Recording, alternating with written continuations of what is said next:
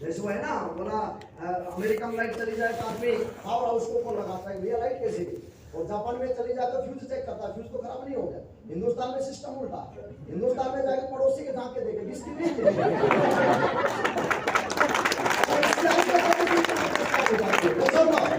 तो हमको एक ही बात लगती है, या तो इनके भी बंद होने चाहिए चाहे नहीं आने अपने भी चाहिए, या तो इनके भी बंद होने चाहिए आने अपने भी चाहिए। अच्छा क्या ऊपर वालों के बंद करवाना हमारे हाथ में हमारे हाथ में नहीं, लेकिन अपने लाना अपने हाथ में है या नहीं? जो चीज इंसान के हाथ में होती है वो कर ही लेता है, ऐसा ना? यस। कामयाब आप अपलाइन के कामयाबी से जलन करके द्वेष करके हम कभी भी उस कामयाबी पे नहीं पहुंच सकते, और उनका ना आप चेक रोक सकते हैं ना कुछ उनकी कामयाबी को आप जो है डिस्ट्रॉय नहीं कर सकते। लेकिन अगर हमने ये बात ठान ली कि जिस अपलाइन मेरा कामयाबी के ऊपर पहुंचा है, बहुत सारे लोगों को तो मैंने ये कहते सुना है कि देखना मैं काम करना बंद कर दूं ना तो मेरा अपलाइन कटोरा लेके रोड पे आ जाएगा यार बोलते हैं। तो ऐसे आदमियों को मैं सलाह देता हूँ कि आज ही बंद कर, फिर देखता अपना कटोरा लेके आता है।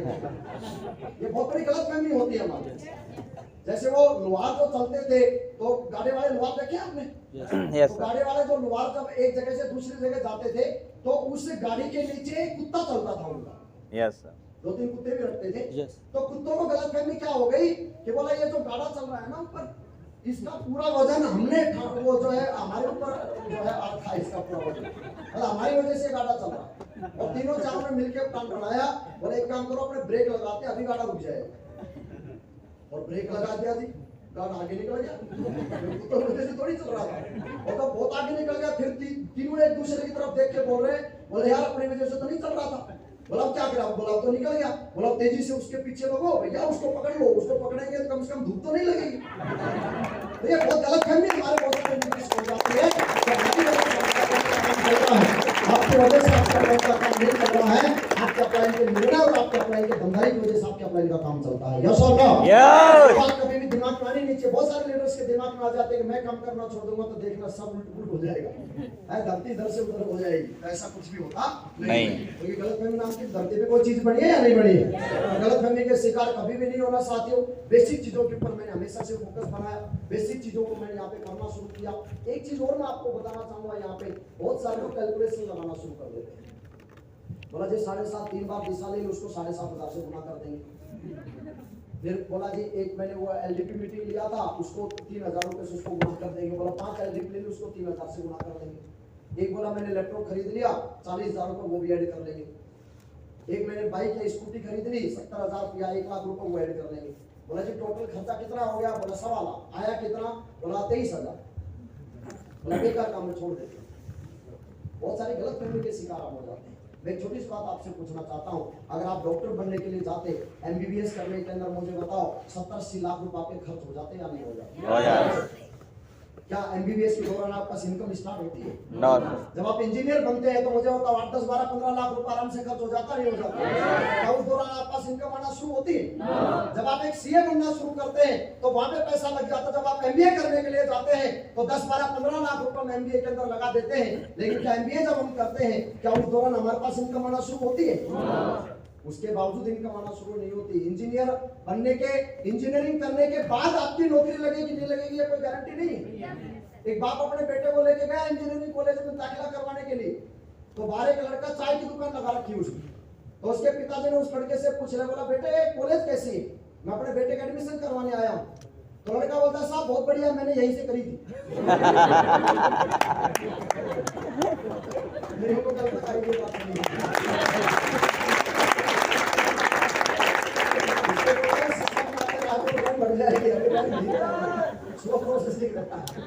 तो कहने का मतलब इंजीनियरिंग करने के बाद चाय का ठेला लगाना पड़ रहा है, पैसा खर्च करने के बाद कोई गारंटी नहीं है कि वहां के ऊपर आप कामयाब होंगे कि नहीं होंगे।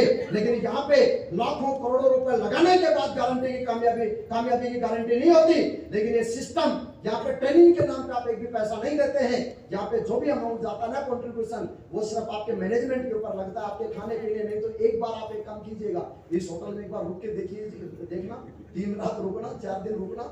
जो खाना आप यहाँ पे राशन ले रहे हैं वो सारा राशन लेना, इतना ही लंच डिनर और सब समोसे वगैरह सब खा के जाना। मैं गारंटी देता हूँ 40,000 से ऊपर का बिल आएगा।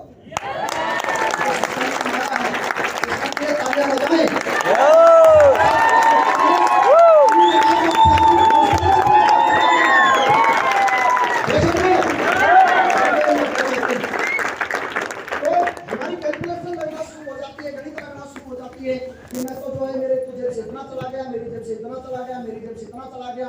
मैंने सिंपल एक कैलकुलेशन लगाई थी, क्योंकि मेरे को बोला गया जब आप डायमंड बनेंगे 40,95,000 जो है रोकड़ा आपके पास आएगा। और मैंने पूरी 4 साल की जब मैंने कैलकुलेशन लगाया, क्योंकि मैथमेटिक्स मेरा बहुत अच्छा था, मैंने पूरी कैलकुलेशन लगाया। कैलकुलेशन लगाने के बाद मेरे को एक बात तो समझ में आ गई थी कि मेरे पास मैक्सिमम 3 से 4 लाख रुपए से ज्यादा खर्च नहीं होगा और 40,95,000 रुपए अंदर आ जाएगा।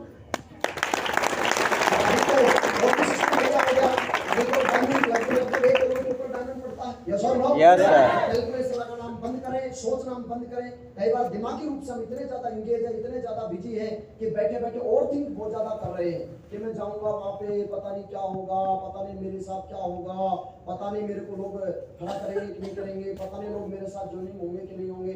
यानी कि फिजिकल रूप से हम बिल्कुल फ्री बैठे हैं और मेंटली रूप से हम इतने ज्यादा इंगेज है, इतने ज्यादा बिजी है, इतना ज्यादा सोच रहे हैं कि हमारी असफलता का एक बहुत बड़ा कारण ये भी हो जाता है। Yes or no? मैं जिस दिन इस बिजनेस के अंदर आया था, मेरे अपने ने एक बात बोली थी, बेटा ये जो दिमाग है ना तेरा, क्योंकि इंटेलिजेंट है, तो ये दिमाग तो तू चलाएगा। अगर इस इंडस्ट्री में कामयाब होना है तो दिमाग को हमारे के अंदर निकाल के रखते हैं। मैंने बोला गुरु जी आज रख दिया, कोई दिक्कत वाली बात नहीं, कामयाब होना है। Yes or no? दिमाग कभी भी नहीं लगाया, हम दिमाग बहुत लगाना शुरू कर देते हैं। अपलाइन में समय नहीं दिया तो हम नाराज होकर बैठ जाएंगे, टीम ने कुछ बोल दिया तो हम नाराज होकर बैठ जाएंगे, ठीक है। सिस्टम के अंदर उंगलीबाजी करना शुरू कर देते हैं। सर हर बार 80 स्टेप के अंदर वही ड्रीम ही क्यों बताया जाता है? तो रामायण हजारों लाखों सालों से मुझे बताओ, एक ही चलती आ रही है, हर बार अलग होता है। बोला नहीं जी, इस बार राम से किडनैप करवाओ सीता मैया, जीते मारे। यस और नो? हम लोगों के लिए हमारे जितने जो वेद पुराण है वो बताओ लाखों सालों से चलते आ रहे हैं और सुपर डुपर हिट है या नहीं है? इसका मतलब ये जो सिस्टम है, पिछले 23 साल से सिस्टम ने अपने आप को प्रूव करके दिखाया है। पिछले 23 साल से इस सिस्टम ने अपने आप को ऐसा बना के दिखाया है कि एक आदमी यहाँ पे आके और सिस्टम की बातों को फॉलो करना शुरू करे तो इसका लोग कामयाब हो सकता है। तो मेरे दोस्त, राउंड टायर को राउंड ही रहने दो, चौकोर बना के मत चलाओ।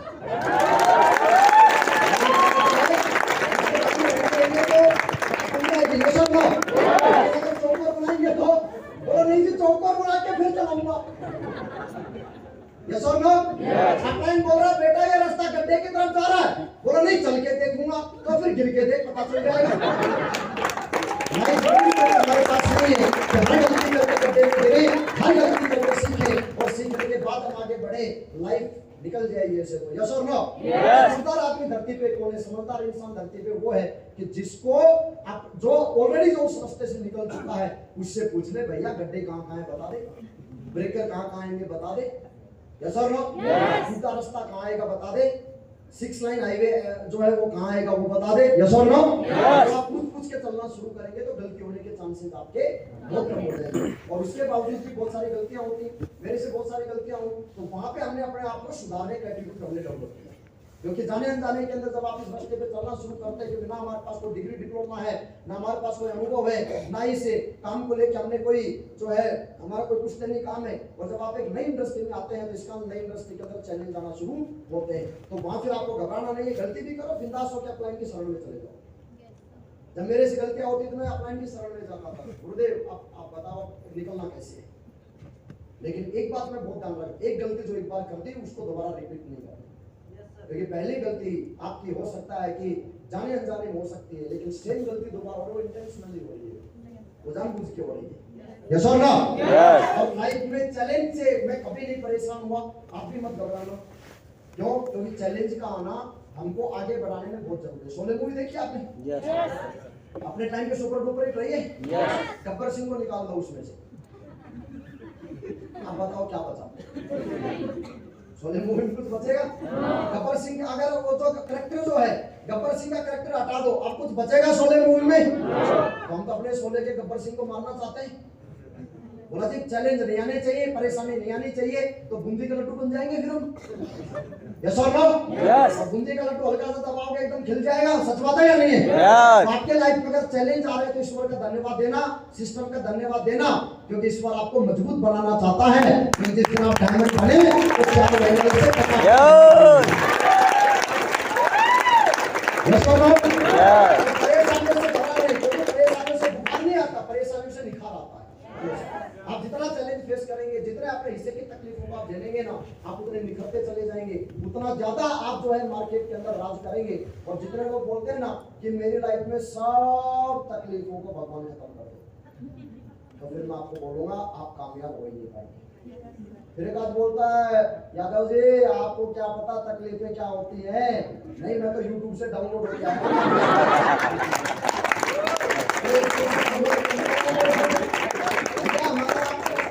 सेम है, मैंने सारे आप वाले तकलीफें जो आप झेल रहे हैं वो सारे झेले हैं, यस और नो? फिर एक आध बोला नहीं कि मेरी तकलीफ सबसे बड़ी है। तो 100 लोगों का एक कॉन्फ्रेंस किया गया और 100 लोगों के कॉन्फ्रेंस में बोला गया कि आप अपनी लाइफ की सबसे बड़ी मुसीबत वो जो है आप लिख दो और उसकी पर्ची बना लो।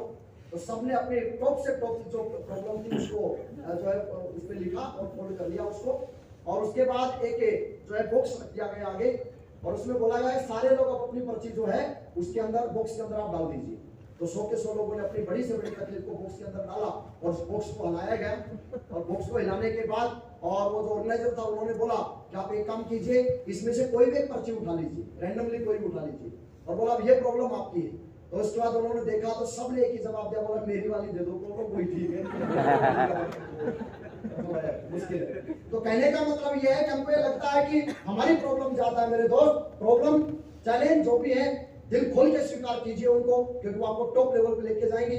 आप ज्यादा वक्त को जाया नहीं करेंगे। हमारे मामे हमारे बीच में आ चुके हैं, तो साथियों मैं चाहूंगा अपनी जगह पे खड़े रहिए, हम सभी लोग हमारे